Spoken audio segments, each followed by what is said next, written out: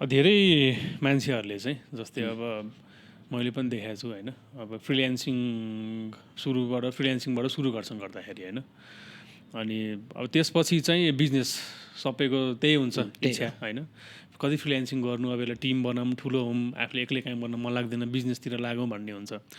अनि जब बिजनेस सुरु गरिन्छ धेरैले चाहिँ फ्रिल्यान्सिङ जर्नी चाहिँ छोड्छन् होइन, आफू नगर्ने, आफू एज अ बिजनेसम्यान बस्ने होइन, यतातिर म्यानेजमेन्टको काम हेर्नु पऱ्यो।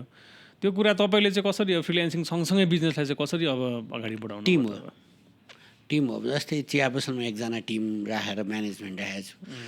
मलाई अब क्रिएटिभ हुनु छ क्या सर। कस्तो भयो नि, बिजनेसमा डिफाइन्ड हुन्छ नि, मैले कुरा गरेँ नि, एचआर चाहिन्छ, मान्छे ह्युमन रिसोर्सेस गर्न ऊ ट्रेन्ड भयो भएन, त्यो कुरा, फाइनेन्स चाहिन्छ, यो सबै टिम बनाउँदै गएँ कि। अब टिममा काम गर्ने भएको भएर मैले चाहिँ म फ्री हुनु।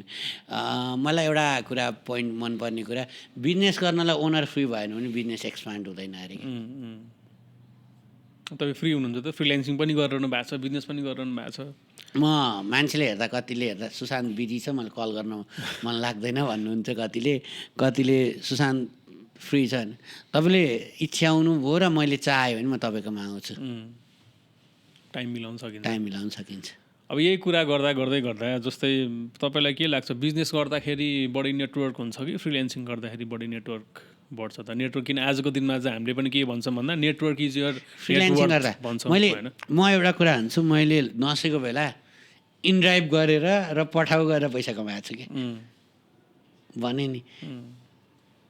नसेको बेला खाली हुन्थेँ, मलाई मामा घरको अब कोही छैन, दाजुभाइ दिदीबहिनी कोही छैन, त्यो पठाउमा इनड्राइभमा पठाउमा मान्छे लिएर गएर त्यहाँबाट त्यहाँ राख्दा 200 आउँथ्यो भने त्यहाँ मान्छे त्यो पैसाको कुरा भएन नि त, पछाडि बस्ने मान्छेसँग त गफ हुन्छ नि त, नेटवर्क त बन्यो नि त। फ्रिल्यान्सिङ पनि फाइदा हो। फोटोग्राफी फ्रिल्यान्सिङ गर्दै सिक्न पाइन्छ नि। अब मैले बडाजसँग जोइन गर्नलाई मैले फोनै गरेँ क्या, बडाज मलाई तिमीहरूसँग काम गर्न मन छ, त्यहाँ गएर मैले केही कुरा त सिक्छु नि त। भोलि यहाँ आएँ, उसँग केही सिकेँ, एभ्रिथिङ नलेज हो जस्तो लाग्छ मलाई कति ठाउँमा चाहिँ। तर मलाई कति कुरा कामको चाहिँ म पैसा बिना गर्दिनँ। अब मलाई एडभान्स दिनु नि मात्रै गर्छु म, त्यस्तो भइसक्यो। अब चाहिँ मलाई आफ्नो लाइफ, अस्तिदेखि त मलाई यस्तो भएको छ कि पैसा आउँदैन भने मसँग फोनै नगर भन्नुहुन्छ कि कतिलाई। किन भन्दाखेरि उनीहरूको काम गर्नु छ, पैसै दिँदैन भने म कति झुक्नु क्या त पैसालाई। आफूले आफ्नो पैसा आफैले मागे, भोलि फेरि अस्ट्रेलिया जानु पर्ला, युएस जानु पर्ला होइन, रिङ खोजेर काहीँ न होइ खाडी जानु पर्ला होइन, जान मन छैन नि त। बाबामा छोड्न मन छैन क्या। अहिले भने नि वाइ नेपाल भन्नु, बाबामा कस्तो परेर होला नि त कतिको बाबामालाई। हामी पो बाँच्यौँ त बानेश्वरको आन्दोलनमा, नबाँच्नेको बाबाआमालाई कस्तो साँच्ची भन्नुपर्दा छ।